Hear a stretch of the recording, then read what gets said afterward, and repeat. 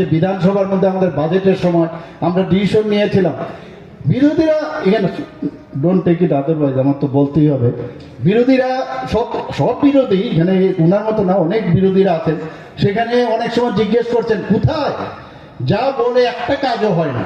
আর আমরা সে বিধানসভার মধ্যে আমি বলেছিলাম যে আমরা যে প্রতিটা 8টা ডিস্ট্রিক্টের মধ্যে এই যে ডি এডিকশন সেন্টার আমরা করব, আজকে আমাদের বাজেটের মাধ্যমে যেটা বলেছি সমস্ত ডিস্ট্রিক্টে আমরা একটা করে এইভাবে আজকে যে এখানে মানে ভূমি পূজন হলো সেই ডি এডিকশন সেন্টার এখানে খোলা হচ্ছে। বন্ধুগণ, আজকে এখানে আরেকটা জিনিস আমি দেখলাম যে এখান থেকে প্রোগ্রাম সেরে এখানে আমাদের সবার যাকে সবসময় আমরা এই দেশকে রক্ষা করার জন্য যিনি বলিদান হয়েছেন সেই সুভাষ পার্কে বলা হয়েছে, এখানে ওনার একটা মানে অর্ধবয়ব একটা মূর্তি সেখানে আজকে উদ্বোধন করব আমরা।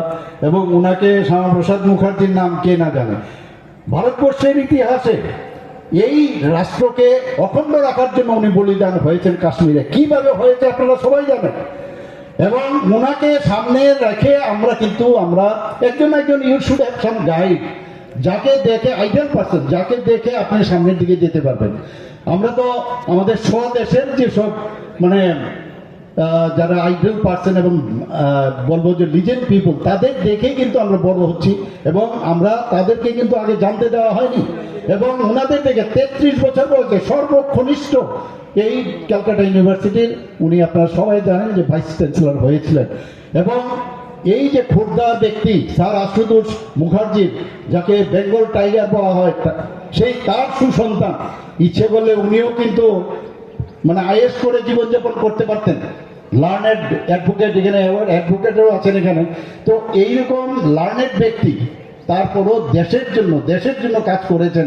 এবং আপনারা সবাই জানেন যে আমাদের প্রথম যে প্রধানমন্ত্রী ওনাকে মন্ত্রিত্বও নিয়েছিলেন, কিন্তু যখন এই নেহরু লিকায়াতের যে মৌ হয়েছিল, যে স্বাক্ষর হয়েছিল, তার বিরুদ্ধে গর্জে উঠেছেন, সেখান থেকে পদত্যাগ করে উনি বেরিয়েছেন। এইরকম মহান ব্যক্তি দেশের জন্য আমাদের যেভাবে আমাদের করা উচিত, আমরা সমর্পণের ভাবনা নিয়ে আমরা